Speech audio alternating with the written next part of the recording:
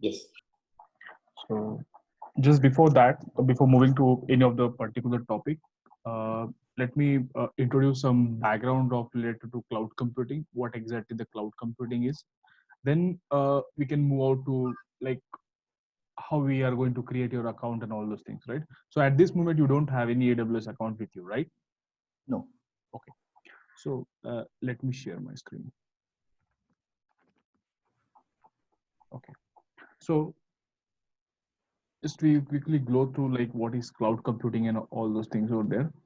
So with cloud computing, you don't need to make large upfront investments in the hardware and spends a lot of time on the heavy lifting of managing the hardware. Instead, you can provision exactly the right type and size of computing resources. You need to power your newest idea and operate your IT department. You can access as many resources as you need almost instantly and only pay what for use. So same thing, like in the on-premises, like you guys are doing like something, you're bringing the upfront servers over there. So that are the dedicated servers.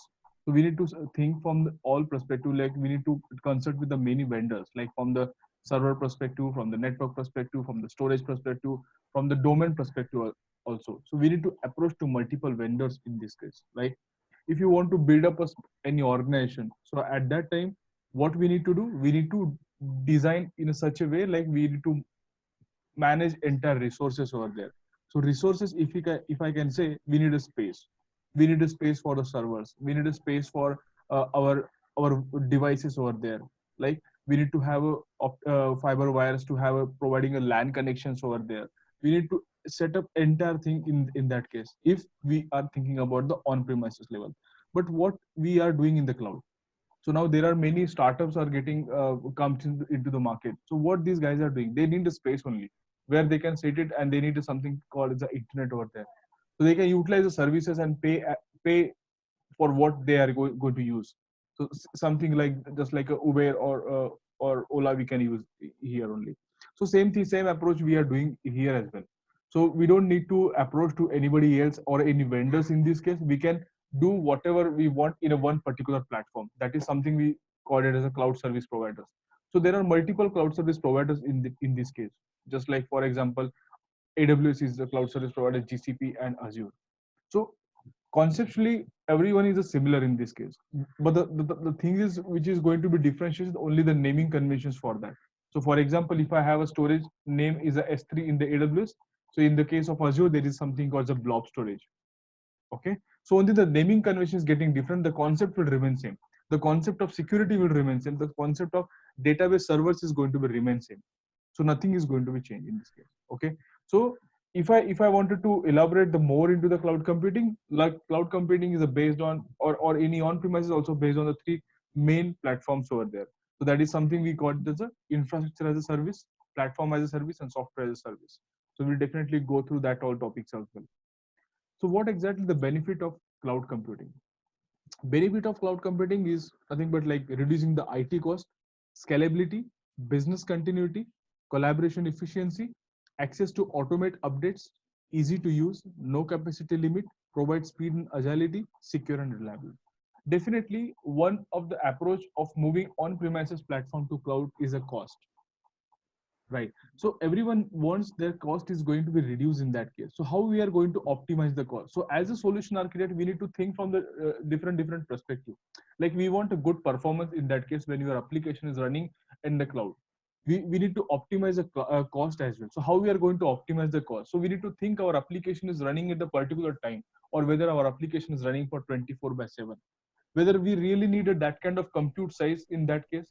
So we need to think from that approach as well, so that we can select appropriate resources from any of the cloud service provider.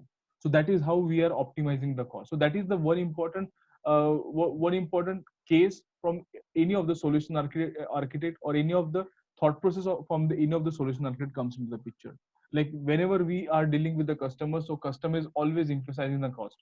So they want always to going to be reduce the cost. Obviously they want the performance as well, but there are the ways to reduce the cost as well.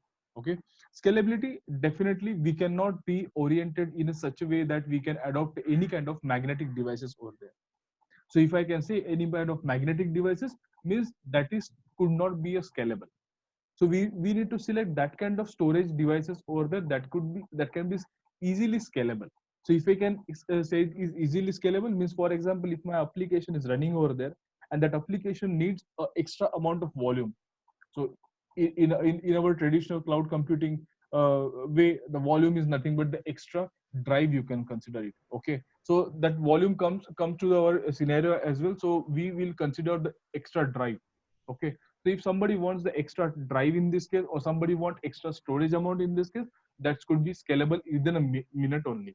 So we don't need to wait for somebody else, or we don't need to do any kind of downgrade of our application. At the runtime itself only, we are into the stage to scale it. Business continuity, yeah, please. No, I was just acknowledging that's it. Okay. Business continuity is nothing but like whatever process we are running, that could be in the continuation way. So that, for example, if something went wrong with a particular service, the servers, then there should be some backup plan with us as well. So then there should be something we call a disaster management kind of thing. There should be something we call a multi availability zones of servers as well. So that entire, so these are the terminologies which actually going to come in our picture as well. That is the scenarios also which is coming into our discussions in a day-to-day life of a cloud as well. Collaboration efficiency, so whatever performance you are going to design for your application, that is to be very much efficient in that case. Means for example, if you're running your particular job, so for example, there are some transitional processes like banking or insurance domain people are doing. So they are very heavy jobs are running at the end of the day or in middle of a day. So for example, they are processing it, like their processing take around 40 to 50 minutes. But same thing we are doing in the cloud as well, and in the cloud as well we are assuming that it will take more than enough time. So that doesn't means like that doesn't make sense anyways. We should always in approach, when if we are moving in the cloud, so we should reduce the cloud, we should reduce the working mechanism or working processing of the any of the jobs in that case as well. So we need to improve our efficiency in that case. Access to automatic updates, for example, uh just now, like for example, if you are bringing some kind of databases over there like MySQL, PostgreSQL, any of the version of upgrade comes. So what explicitly we guys are doing in non-premises, like we explicitly update that version, we explicitly maintain that applications to get it down for some amount of time, so that we update all the security patches, we update rest of the packages over there, and we'll start building up. But in the world of any of the cloud, that could be Amazon, Azure, or GCP, these guys itself take care of any of the automatic update in this case. So we don't need to worry about any of the updates in this case. So there should be a specific window we are going to decide, like this is my window, at that time you guys can continue update the things. That is the best approach for the any of the updates over there. Easy to use, yeah, definitely. It's a complete user friendly UI will be there, so that anybody can use it. So that's pretty much familiar with everybody and easy to understand, definitely. No capacity limit. There are, see, what we are going to use, that is something called a free tier, but I'm talking about the organizational perspective. So if I'm talking about from the organizational perspective, there is no limit as such there. So if I say there is no limit, so if you want explicit service to be provided from any of the cloud service provider, we need to have a complete support from that, and these guys are providing that kind of support. So if you want explicit security areas to be increased over there, if you want dedicated servers to be included over there, so we need to have a one-to-one communication with the Amazon folks. So these guys are going to allow us and provide the capacities over there. Provide speed and agility. Definitely, these points will definitely, that last 2 points, provide speed and agility and secure and reliable. Definitely, you will be experience these things when we are doing some practical sessions, and when you actually going to compare the on-premises platform and the cloud platform. So you can easily have that kind of understanding, or having a personal experience when you are comparing those things. Correct. Now these are the three building blocks of IaaS. Means like any of the infrastructure, you can say, that is IaaS, PaaS, and SaaS. Infrastructure as a service, sometimes abbreviated as a IaaS, contains the basic building block of cloud IT, typically provided access to network features, computer, virtual, and dedicated hardwares, and data storage space. Infrastructure as a service provides you with the highest level of flexibility and management control over your IT resources, and it is most similar to existing IT resources that many IT department and developers are familiar with today. So whatever things in the on-premises that we are building, that is our server, that is our desktop, that is our a router, that is our optical fiber wire, if you can consider the LAN as well, that entire thing comes under the infrastructure as a service. Why I'm giving this as an infrastructure means like I'm giving this kind of explanation because we need to think from the cloud perspective. So what this is what the on-premises is. But when it comes to cloud, so what all services will be there that comes under the IaaS, PaaS, and SaaS?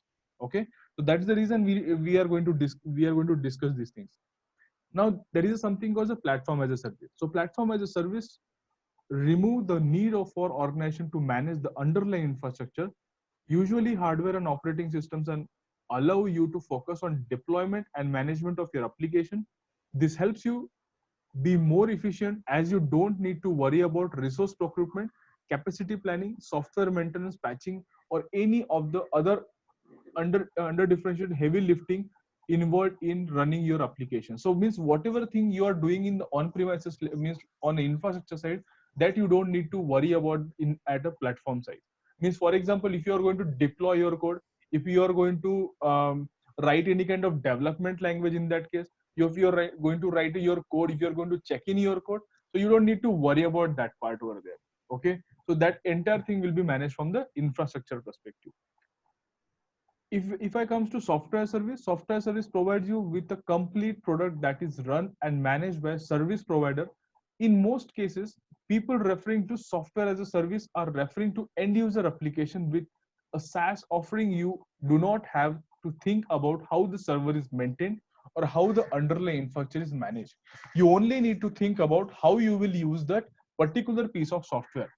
So means you have an entire platform, entire thing is readily available for you, means entire platform is available for you. You just simply need to use it.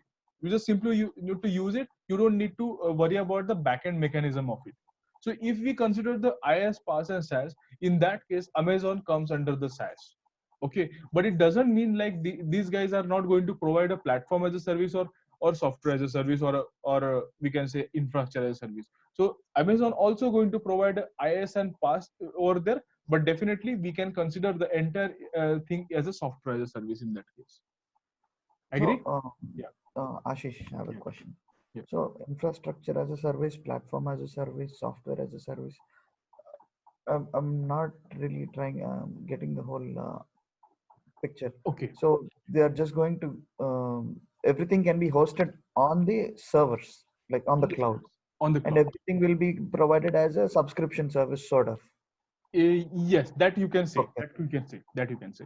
Okay, And but from you application usage to everything, like everything.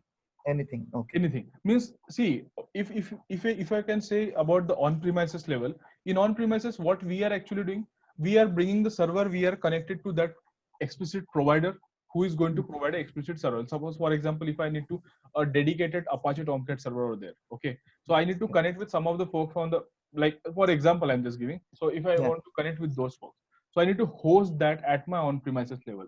But in the case of Amazon or any of the cloud server, what we are going to do, we need to simply process our request that we want a Apache Tomcat server, for example. Okay, entire host, entire thing will be managed by the Amazon itself only. So we just need to provide the resources. Means like what kind of compute you need to read, whether it's a one core CPU or it's a 2-core CPU or it's a 4-core. That depends on you. How much amount of RAM it will be needed. It is Okay. more like a management service that we have Yes, outsourced, exactly. so that all we need is to specify what we want, and Exactly. Exactly. management side they'll take care of everything from security updates, patches. Exactly. Exactly. Okay. Okay. Exactly. And they will always recommend the stable version of the software. Always. Mhm. Always Mhm. required. But if you, for example, just take an example of Informatica. Okay. So Mhm. Informatica is a business partner of AWS. So how these guys are going to become a business partner? Like people are more interested in hosting the Informatica over the cloud, right? So Yeah. how these guys are going to host? So we need a server where we are going to host it, but that server needs an subscription of Informatica. So Mm. we are going to take Amazon is going to provide a one server. On the top of that server, we are taking the image of, we are purchasing the image of Informatica, just like a Linux image which we are doing in our virtual boxes, right? Yes. So same thing, we are that these guys are providing the strategies over there, and they're becoming a business partner, so that there could not be any kind of intervention over there with the customers, basically. Mm-hmm. Now, what exactly Amazon Web Services? So it's a world's most comprehensive and broadly adopted cloud platform, offering over 165 fully featured services from data centers globally. Millions of customers, including the fastest growing startup, largest enterprises, and leading government agencies, trust AWS to power their infrastructure, become more agile and lower in cost. So when I started working on AWS in the year 2013, so at that time there are around like 40 35 to 40 services are available. Now it's a 165 plus, and these guys are more interested or more focusing on the area where AI and machine learning taking place. Okay, now the data comes into picture more. So that is what we are that is what we are feeling nowadays. Like these guys are more interested in that kind of approach, where these guys are become a competitor in the case of data management kind of. So that is something we call a data lake formations kind of things. Mm-hmm. So this is so what AWS offering. So basically just going towards the what AWS offering. So we need to understand what is the role of solution architect. Okay, see, there are the three different streams are available in AWS. That is something we call as a AWS developer, AWS DevOps, and AWS solution architect. See, developer is not going to be that much in interactive way with the AWS solution architect. Okay, but DevOps person is uh, tightly, we can say tightly coupled with the solution architect, or it's dedicatedly working with that person. Why I'm saying this? Because solution architect, those who are becoming a solution architect, that person should have a mindset to design or think from the on-premises and the cloud basis. Okay, so means he need to have an entire concept knowledge of on-premises as well and the cloud as well. So he need to correlate the things from that perspective, so that if something is going to migrate from on-premises to cloud, so that could be easy way to design the entire architecture over there. So for example, so the case is mine only. So when I'm trying to migrate the big data platform from on-premises to cloud, so definitely I am not a big data expert. Okay, but I am a solution architect. So obviously any of the customer is going to expect from us like he should design the architecture. Whether he should know or he should doesn't know, that doesn't matter in that case. So obviously in that case, we need to have an entire knowledge of the platform which we are going to use. So that's the reason in the demo session also I explain you the multiple services from the multiple eras.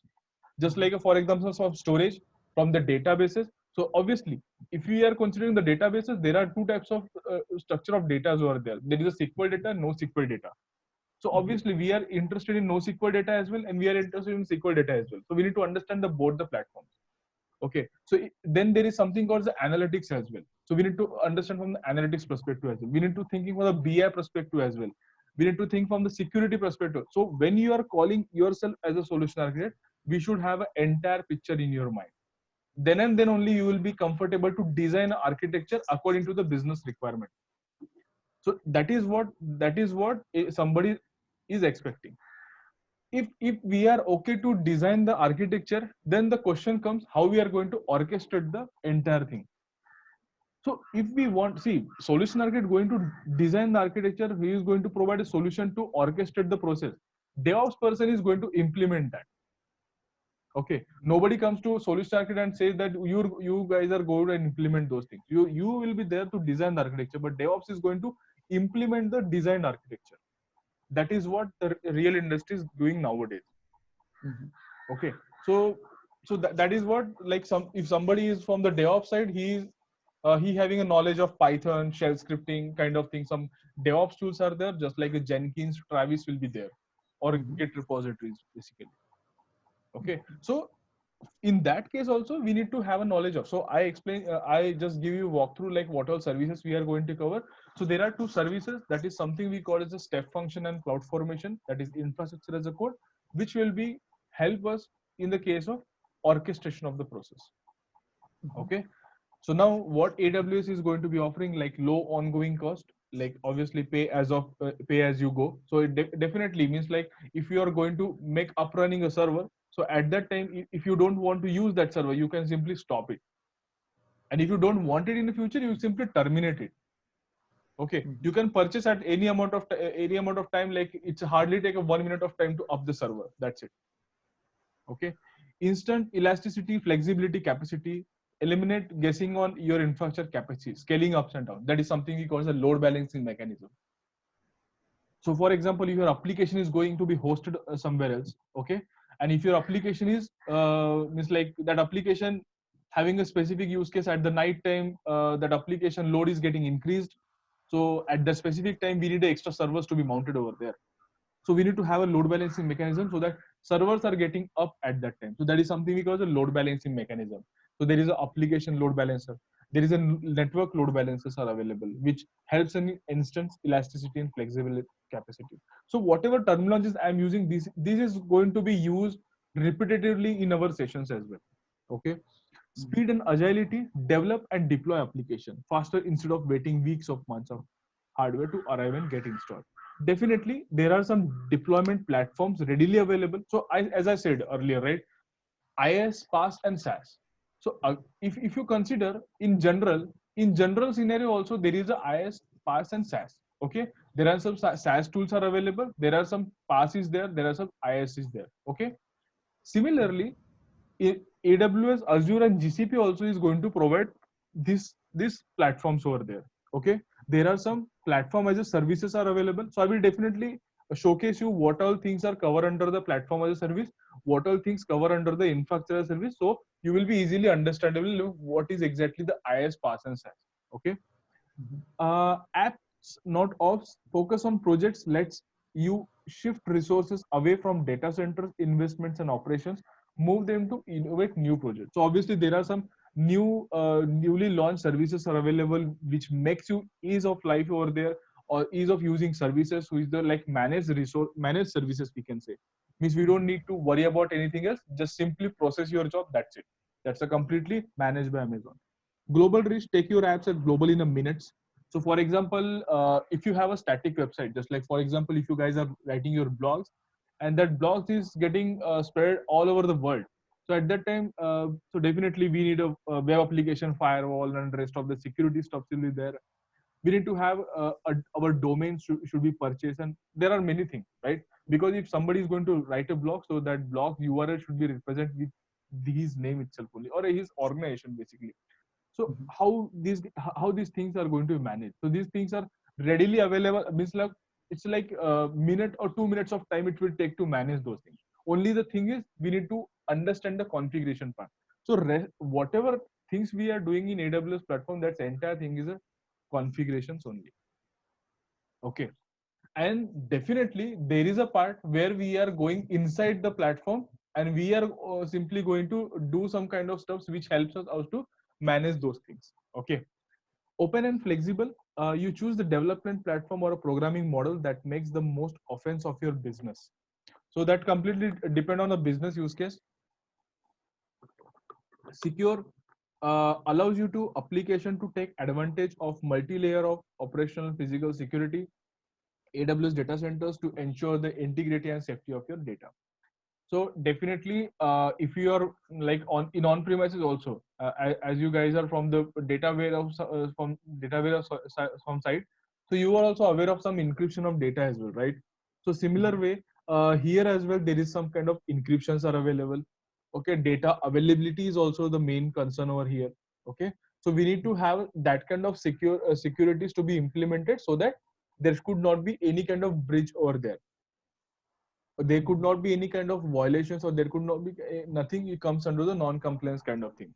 So we need to have an entire understanding of security. So main concern here is the security, how we are going to manage the security. Okay, so if I consider the scenario, so in entire thing, the picture comes up where we are including the security. Okay, and all the services having explicit security models to be implemented. So now we are going to use free tier services over there.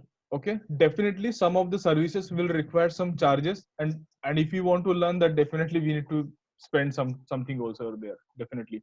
So some many of the services comes under the free tier only. Okay, but few of the services, like just like a Redshift.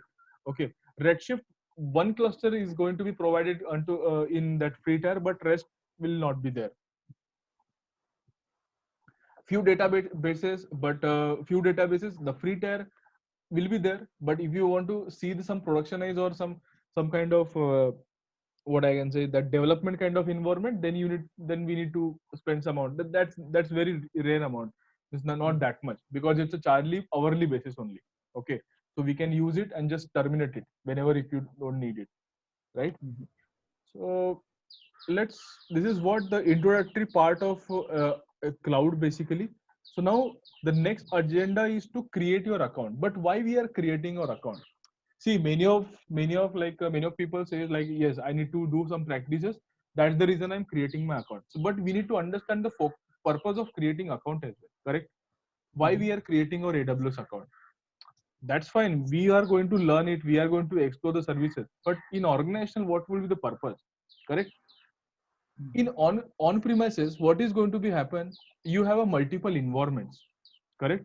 That is dev, QA, prod or pre-prod, right?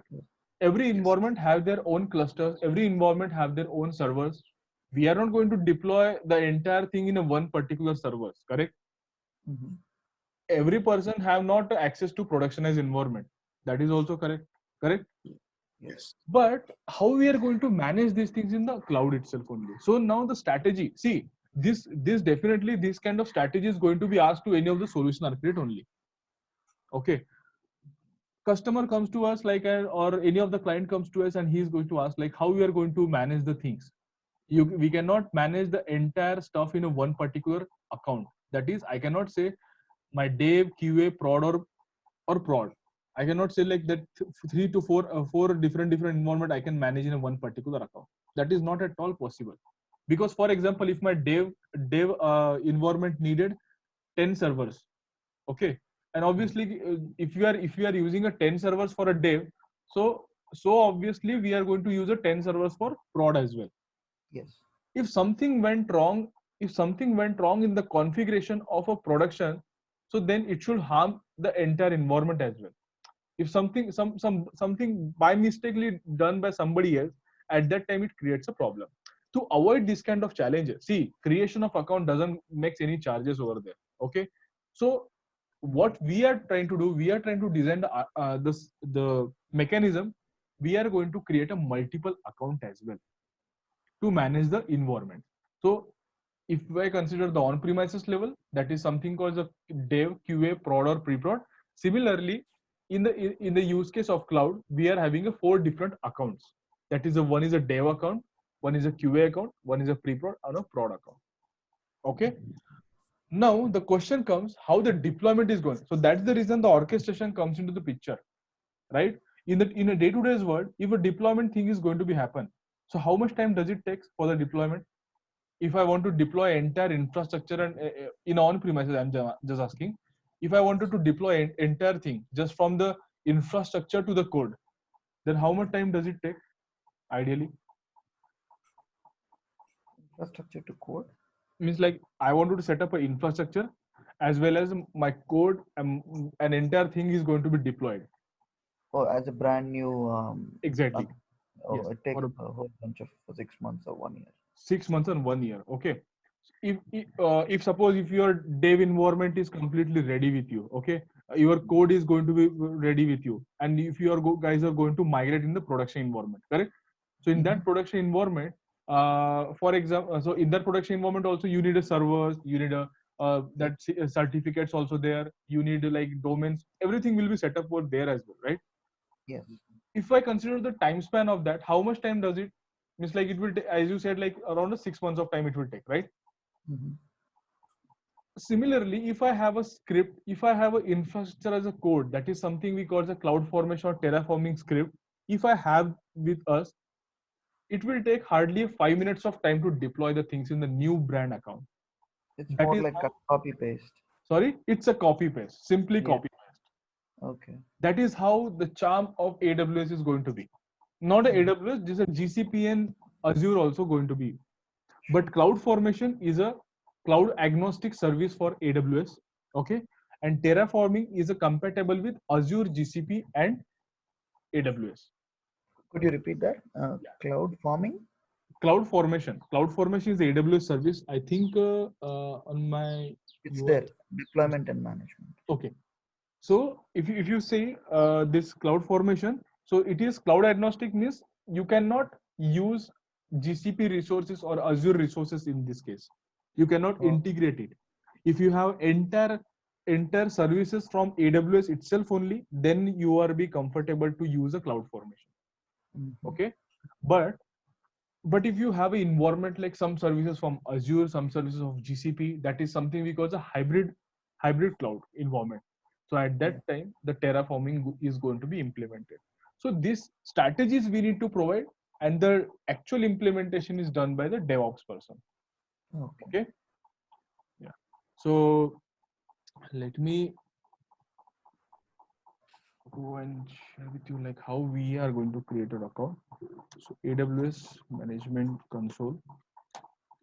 Okay. So if you go to this link, AWS Management Console, now create a free account.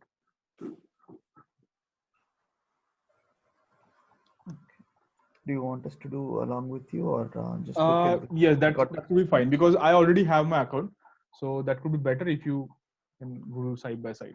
Because this account to be ready, at least it will take a 12 hours of time to get fresh up ready for that. Oh, okay. Because ideally it will means like immediately it will create. That's not a problem. But sometimes it takes a delay of time as well because of some payment gateways. Sure. Can you just hold on for a few Definitely. seconds? Yeah, Connect it to a different, like an extended monitor. Yeah, so sure. that I can do it parallelly, looking at what you're doing.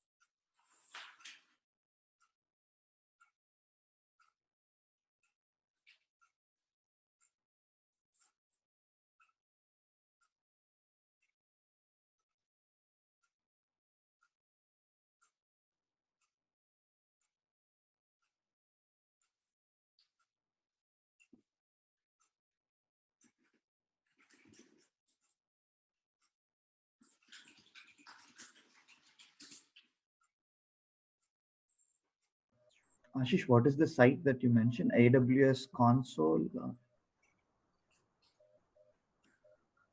management console. Okay.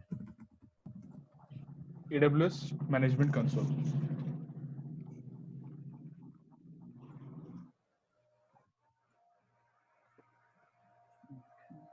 Create a free account. Create a free account. And give you email address.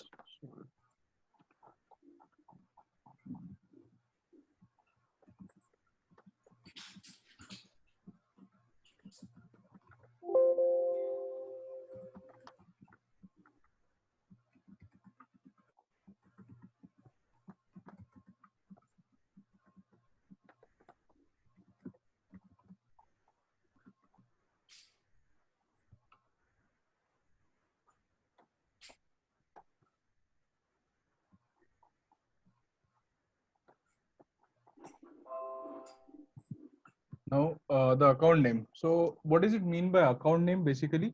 So account name is like for what cause you are creating. So for example, this is my dev account. Okay. So it should be represented with AWS dev. Okay. And the best practice suggests that always use a lower alphabets. I just created with my name on it, so Okay. I went too fast. Let me do it again. Yeah. Mm, That's even not a problem, but just in a case, I'm just giving. Yeah.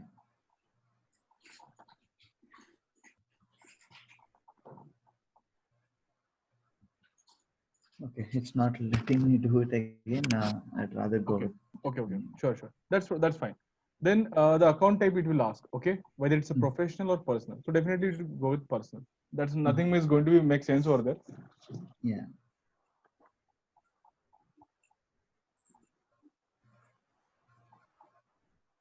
So these are all mandatory fields, or It's better. It means like just normal you can provide it. Okay. So okay. that's not a problem that provided actual information over there. Mhm.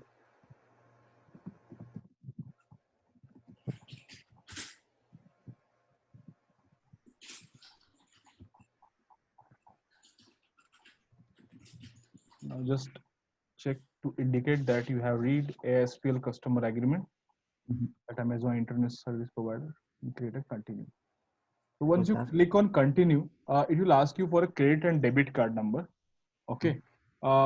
They are going to deduct a 2 rupees like from your account. Okay. Mhm. And immediately they credit back. So that just for a card verification, these guys are doing. Okay. Okay. And just say, do you have PAN? And say no.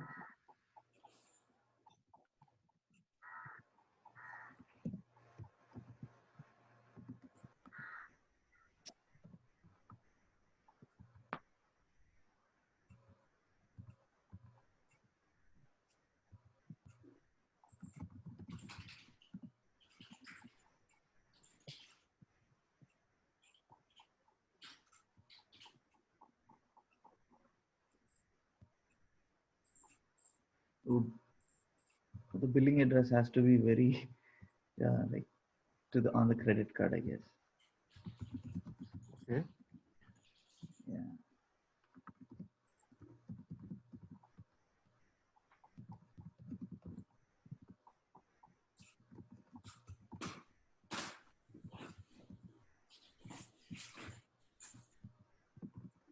The suggestion which I expressly provided, it should be enabled right in the international transitions only. That's it. So that it should be credit card or debit card. That's Yeah.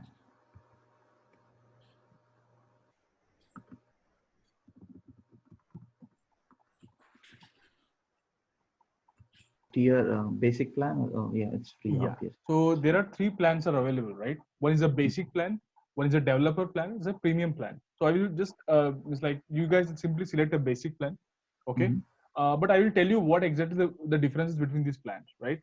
Mhm. See, I think in a premium plan, you're seeing something called a $121 or $129 it should charge for a month, right? Mhm. $29, like 120. $100. Okay. So what exactly the differences is like when we are actually running our productionized environment or any kind of organizational basis environment, so we are adopting those kind of plans. Why? Because there are few services which we are going to use that kind of services, dedicated services provided by the Amazon itself only. Okay. And that Mhm. is something new for us as well to adopt those things. Okay. Just like for example, the people who are working like in the AI ML kind of direction. So there is something services like Glue, AWS Glue is there. That's ETL. That's a managed ETL service. Okay. Okay. And that is managed by completely managed by Amazon itself only. Okay. Just Mhm. simply you need to provide input parameters, but you don't have any controls on the back end of it. So if something went wrong, if your something went wrong from your libraries perspective, or something went wrong from the processing perspective, something went wrong from the configuration perspective, you just simply need to connect with any of the Amazon folk, and that is a technical guidance provided by those folks. Okay, but in the basic plan, there is no technical consultant between you and any of the Amazon folks. Okay, but suppose in the architecture implementation, you need some technical assistance from any of the folks from the Amazon or any of the standard folks from Amazon. Just like Mhm. for example, you need some specific pros and cons of Redshift, AWS Redshift. Okay, Mhm. like whether that Redshift is going to be support the integration with the Snowflake, yes or no. That's a question in your mind. For example, okay. or it's a connectivity between the any kind of GCP tool, yes or no, that kind of question.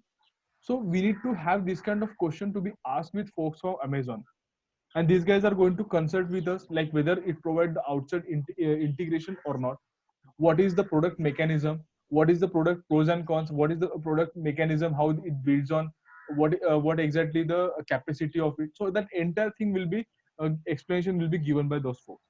For example, if you're running some jobs, okay, and that job is taking too much amount of time. Why? Because the jobs which you are running, it basically uses the specific libraries over there, okay, but that cluster is not going to support that specific libraries, okay. So at that time, whom should we consult? Because that is product by managed and by Amazon, na. So at that time, we should only have a one way to connect with those folks. That is something for the support plan. If you don't have a support plan, that we cannot raise any kind of tickets. Okay. But in a basic plan, what is going to be supported? That is something related to the our account related things. That is related to the billing related thing. That is going to be supported. Okay. So now you guys have done with like your account. It's like you get some OTPs and all those things were there. Now you are set with the account. You select, yeah, you selected a basic plan as well, right? So you will be able to see this kind of UI, or you will be able to you want it to log in first. It's just letting me to personalize your experience page. Nothing to do with that page. You just simply go and logging that. That's it.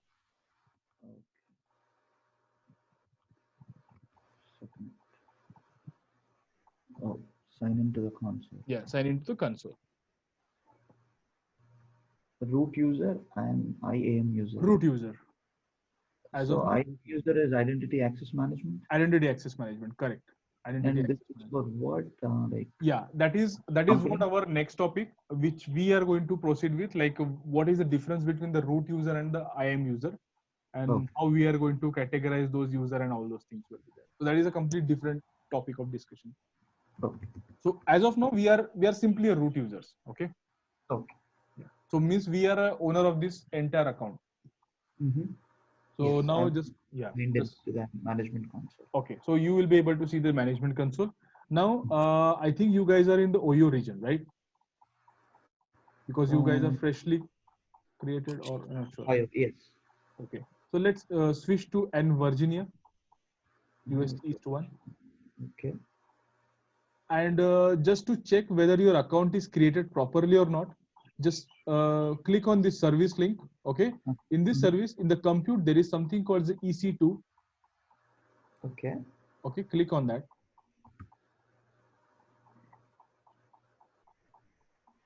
Okay, so I'm able to see this kind of UI, or somebody able to see this kind of UI might be. Yeah. Or some like you're using the following Amazon EC2 resources in the US East Northern Virginia. Okay, so Ashish, yeah, I was about to say, like I want to suggest that how about I share my screen? Yeah, definitely. And I think that's more. Okay. So in my support center, earlier I faced this kind of issue, so that is the reason I view all cases. So there is no open cases because unable to access it. Okay. So I am getting this kind of error. Your service signing is almost complete. Thanks for signing ASPL. Your service may take 24 hours to fully activate. If you are unable to access AWS services after that time, here are a few things you can do expedite the process. Make sure you provide all necessary information during sign up. Complete your AWS registration. Check your email to see if you have received any request for additional information. If you have, please respond to those emails. Verify your credit card information correct. If the problem persists, please contact support. So from my side, that I check all these things, but everything looks fine for me. Okay. So I simply need to create a case, and I talk to one of the folks over there, and this is what the explanation these guys are giving. So after connecting that folks, like he explicitly activate my account from his backend. Okay. And he said, this is Rush once more. We had just spoken on a call. I'm glad to confirm that your service are now active on your account. Please keep in mind when you sign up for a new AWS account, the process of validating your credit card information or activating your account can take 24 hours. I have activated your account and you will now have a full access to resources. This is what explanation he gives. Okay.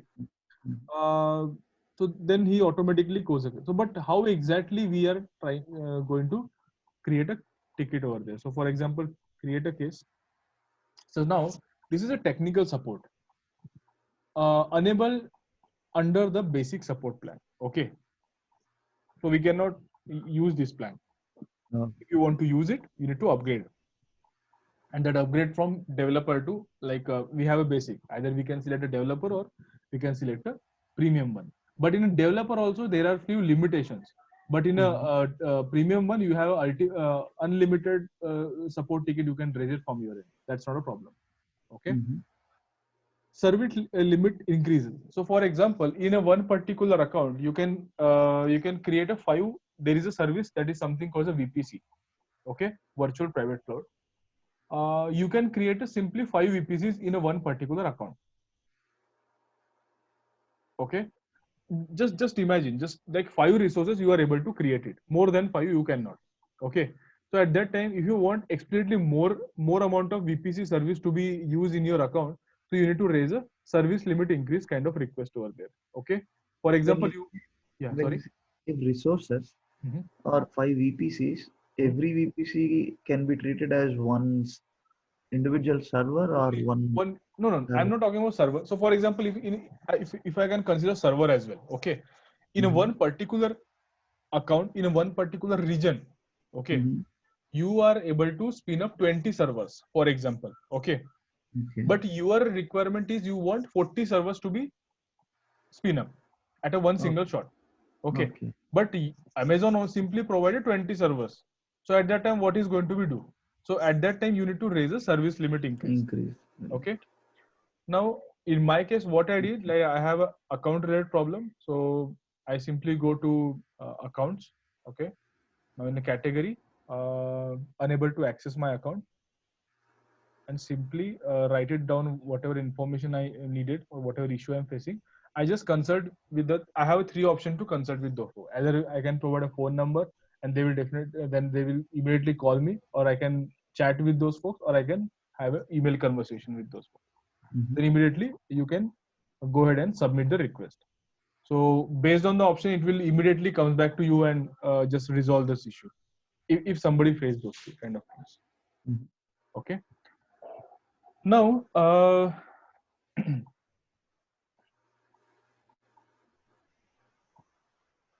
so now this is what your account looks like. Okay. So now this entire thing is region based only. Okay. That entire thing will be region based only. So these are the regions which is going to be supported by Amazon. Now the question comes. How does it matter if we change these regions? Does it change any way that being serviced, or we should be putting like our time zone if it's Eastern Standard Time? No, not that, not like that. So, for example, if your organization is in US only, okay, and that is explained to the US East one, so your entire application is going to be hosted, or entire application resources are going to be managing that specific region only. You are not going to switch to any of the region. If you switch, you are not able to see those resources. Means, for example, if you are going to create 10 servers in US East 1, okay, so at that time you are not able to see those 10 servers in California region. Okay. So entire resources is region specific only. Okay. Okay. Yeah. So there are many components are there which will be explicitly. So this is what the console is looks like, and these are the many services are available. Okay. Ashish, one quick question. Yeah. I'm just curious about the region thing. Like typically when companies open do this on in the cloud, they start it on their region. Like if it's if the company is in California and they want to start using Amazon Web Services cloud services and everything, would they do it in California, or would they pick a different region and start the service? How will generally see, generally they selected their region specific only. Okay. Okay, means suppose for example your organization is in California, okay, and your customers are mostly in a California only. Okay, Okay. so then you will be stick with the N California region. Why? Because there should be not delay in responses at that time. Yes. That is what, because your entire hub in that location only. Okay, so that's the whenever you are going to selecting the region, so we need to understand whether where application where exactly is going to be hosted and where is our customers. Sure. Okay, so for example, just I'm giving example. So my customer is in specifically to US East one only. Okay, and his entire application is going to be used by those region only, and he don't want to share those things with any specific thing. So at that time he stick with that only, and he is not going to he dedicatedly working in that specific region only. Okay. Okay, and definitely means like we need to understand the usability of these things as well, means like where exactly the people are going to use. Okay, if the many where exactly the customers are going to be rely on there. Okay. So if it's an e-commerce company and they Okay. don't have physical stores or any retail outlets, it's just Correct. most of the transactions are done online. In that case, we are free to choose any region, right? See, you are free to choose, but the suggestion is like where exactly the hub is, there only you need to select a region. Okay, but your application is make it available in the particular availability zones as well. Okay, means like Okay. for example, if your application, your hub is in California. Okay, so Yeah. your application is going to be managed in California only, but your e-commerce application is accessible to entire world. So how is going to be managed? So that is going to be managed with the help of rest of the service. That is something called as a content delivery network kind of mechanism, where Okay. your data is readily available within all the locations. Okay. Okay, so there is a explicit services are available for managing these kind of scenarios. Okay, that is something we call as a cloud front. Okay. Okay, means what is going to be happening in that case, like we need to cache our data in a particular storage. Okay, and Mhm. that content should be delivered to that end user. So for example, as you said, like you have an e-commerce application, and that e-commerce application is accessed by the Europe countries as well, India as well, and many of the countries, right? So at that Mhm. time, how we are going to manage our application if that is going to be hosted in one particular region. So this region is only for specific to data center, that is very Okay. clear. Okay, so means your data is going to be reside on a particular region, but your application is applicable available in all the regions. That's not a problem. Okay. Okay, now let's come back to my account. So in my account you will be able to see entire information related to your account.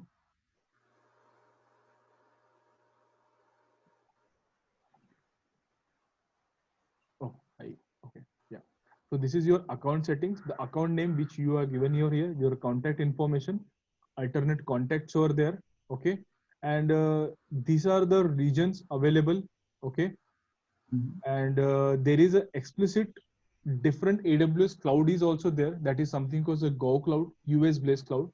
So basically, what is happening? Like many of the US governments are taking this cloud service provider from Amazon itself only.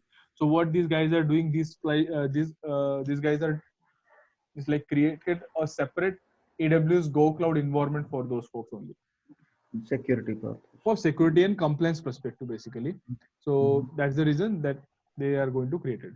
In future, if you want to close this account, if you want to suspend this account, you can close it from this area as well. Okay, Mhm.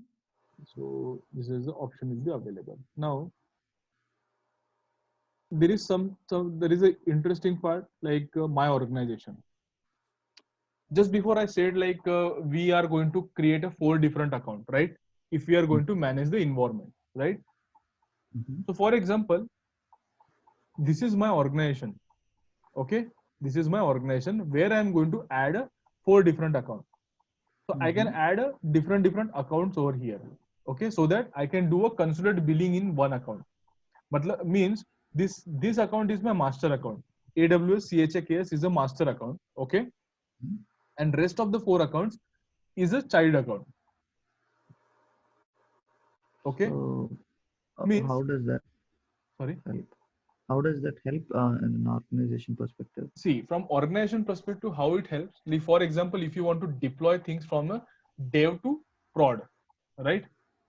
Oh, it's just a dev account, prod Yes. account, or a okay. Exactly, exactly. Got So it. that for deployment perspective, also if we are creating 4 different accounts, so in a 4 different accounts, so in a dev account also there are some services are going to be spin up.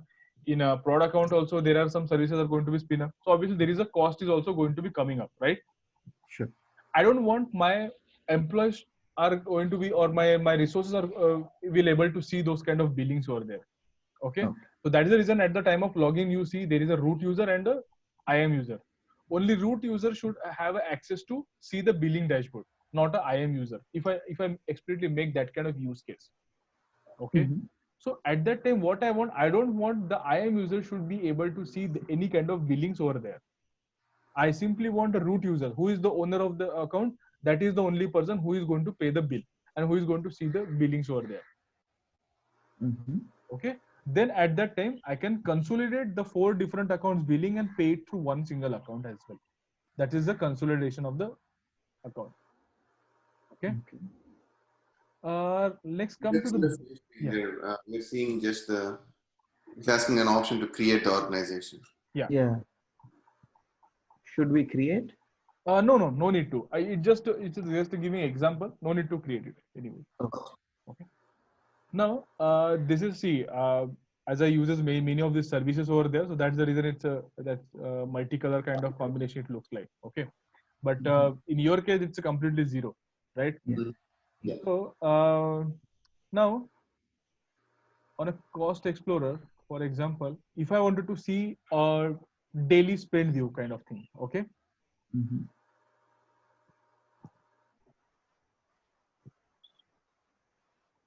So this is completely billing where like this is the month to date. Now today, what exactly the cost it will charge, and this is the focus based on my usage. Okay, so it will charge Mhm. up to 1.08 kind of thing. It will charge. Now if you want to see in details like what where exactly it charge. Okay, so now $0.21 it charge for me relational databases over there. Okay, at which region I created? Created in the Mumbai region. I created and Virginia region. So in both the region, I'm able to see I spin up one of the servers, and that servers charge me basically in the backup storage kind of thing. It charge. So I can anyways retrospect all those things. That's not a problem. Okay. But anyways, the people who is more interesting see the billing kind of dashboard where exactly it charge on which date the billing is going to be there. Okay. So for example, in the month of April, if I wanted to see from 1st to 30th or 1st to 17th, and apply it. So now I'm able to see some graphs over there, right? Mhm. So this is how pretty much simpler. So based on the services also you are going to use. So I will definitely explain those things like how exactly we are using a cost allocation tags and all those things. So tagging is also important. So for example, you and Ajay is going to be work in a particular account, and you both having a different application is going to be managed in a one single account. Okay, Mhm. and one of the customer give one of the like you have a budget of $1,000, each of you having a budget of $1,000, so you need to utilize only $1,000 for a month only. Okay, and you need to categorize it, how much is Ajay's team is going to be charged and how much is like your team is going to be charged, that kind of scenario. So how we are going to categorize those things, how we are going to filter those things, whose team is going to be use those kind of resources. Got it what I'm saying? So just Yeah. like yeah, so tagging It's will be there. monitoring Yeah, how the monitoring, exactly, monitoring kind of stuff. so that they can downsize or they can reduce costs. Yes, exactly. So basically through this approach we can even like do some POCs. So when we actually do the POCs through this way, we allocate some tags. Okay, we Mhm. allocate some tags, we track those billing so that we can assure our client like yes, this is what the prediction which we are thinking. If we run our application for 24/7 with this Mhm. capacity of server, this is going to be charged. Okay. Okay, means like they guys can think from their business perspective where what this is applicable or not, that kind of approaches. So Okay. at the time of doing POCs, this is the main important part will be there. Mhm. Okay. So this is the thing. So now there is a service that is something called IAM, which we are definitely going to check in a next session. So this is for all of a today's session, basically. That is that walkthrough of the console and the introductory part. Sure. So if any doubts, let me know. Or No, it should be good.